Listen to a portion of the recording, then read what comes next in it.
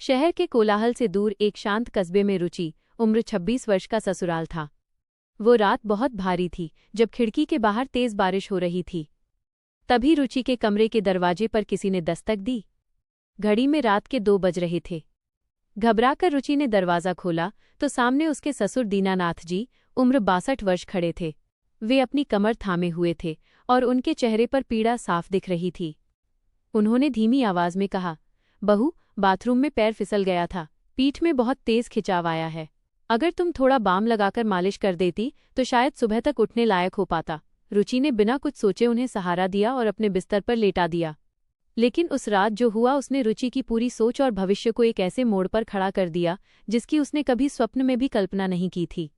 रुचि की शादी अभिषेक से हुई थी, लेकिन नियति को कुछ और ही मंजूर था। शादी के महज 7 महीने बाद एक कार दुर्घटना में अभिषेक की मृत्यु हो गई। रुचि के लिए दुनिया ठहर गई थी। उसके पिता, जो एक मामूली क्लर्क थे, उन्होंने अपनी पूरी जमा पूंजी रुचि की शादी में लगा दी थी। माँ की मृत्यु रुचि के बचपन में ही हो गई थी, इसलिए वो अपने मायके वापस तो आ गई, लेकिन वहाँ का माहौल अब पहले जैसा नहीं था। उसके पिता ने दूसरी शादी कर ली थी। सौतेली माँ का व्यवहार रुचि के प्रति बहुत ही हृदयहीन था। वो अक्सर ताने मारती, ये तो कुलक्षणी है, पहले अपनी माँ को निगल गई और फिर सुहाग भी उजाड़ दिया, अब यहाँ बैठकर हमारा खून चूसने आई है। रुचि चुपचाप ये अपमान सहती रहती, क्योंकि उसके पास जाने के लिए कोई और ठिकाना नहीं था। एक दिन अचानक दीनानाथ जी रुचि के मायके पहुंचे। उन्होंने रुचि के पिता से कहा, भाई साहब, मेरा बेटा नहीं रहा, लेकिन रुचि अभी भी मेरी बहू है। मैं उसे वापस अपने घर ले जाना चाहता हूँ। रुचि की सौतेली माँ तो जैसे इसी मौके के इंतजार में थी, उसने तुरंत रुचि का सामान बांधना शुरू कर दिया। हालांकि पिता असमंजस में थे, पर रुचि ने सोचा कि सौतेली माँ की जुबान से निकलने वाले जहर से बेहतर है कि वो अपने ससुराल की शांति में रहे। ससुराल पहुंचने पर दीनानाथ जी ने उसका बहुत ख्याल रखा। घर में सिर्फ वे 2 ही लोग थे। दीनानाथ जी अक्सर अपनी पत्नी और बेटे की याद में खोए रहते। एक दिन उन्होंने रुचि से कहा, बेटा, अभिषेक के जाने के बाद ये घर कब्रिस्तान जैसा लगता है। मैं बहुत अकेला महसूस करता हूँ। रुचि ने उन्हें ढांढस बंधाया, पिताजी, मैं आपकी सेवा के लिए यहाँ हूँ।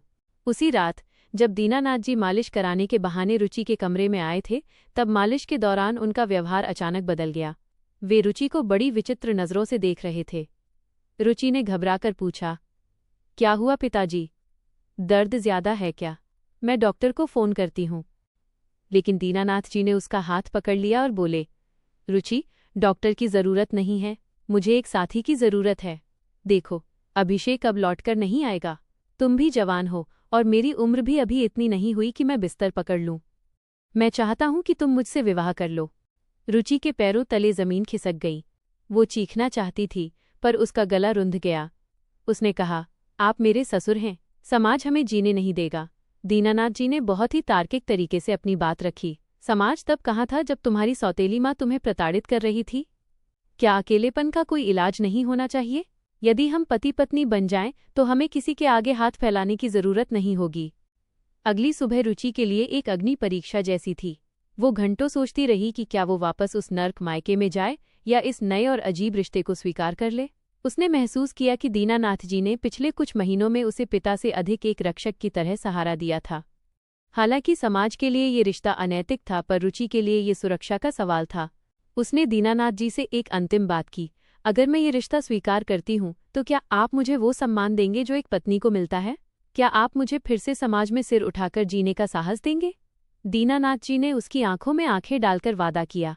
कुछ समय बाद उन्होंने शहर जाकर एक सादे समारोह में कोर्ट मैरिज कर ली। गांव और रिश्तेदारों ने उन्हें पूरी तरह बहिष्कृत कर दिया। लोगों ने कहा, बूढ़े ने बहू से शादी कर ली, कलयुग आ गया। लेकिन घर के भीतर की हकीकत अलग थी। दीनानाथ जी ने रुचि को फिर से पढ़ने के लिए प्रेरित किया। उन्होंने उसकी हर छोटी खुशी का ध्यान रखा। रुचि, जो पहले हमेशा डरी सहमी रहती थी, अब आत्मविश्वास से भरी रहने लगी। रुचि को समझ आया कि कभी कभी जीवन हमें ऐसे रास्तों पर ले जाता है जो नक्शे में नहीं होते। आज वो अपने पूर्व ससुर, लेकिन वर्तमान पति के साथ एक ऐसी जिंदगी जी रही है जहां न ताने हैं और न ही असुरक्षा। उन्होंने एक दूसरे के अकेलेपन को अपनी ताकत बना लिया और समाज की रूढ़ियों को अपने सुखी जीवन से जवाब दिया। तो दोस्तों, ये थी आज की कहानी। कहानी आपको कैसी लगी? अगर कहानी पसंद आई हो तो वीडियो को लाइक करें और चैनल को सब्सक्राइब करें। मिलते हैं अगली वीडियो में, तब तक अपना ख्याल रखें।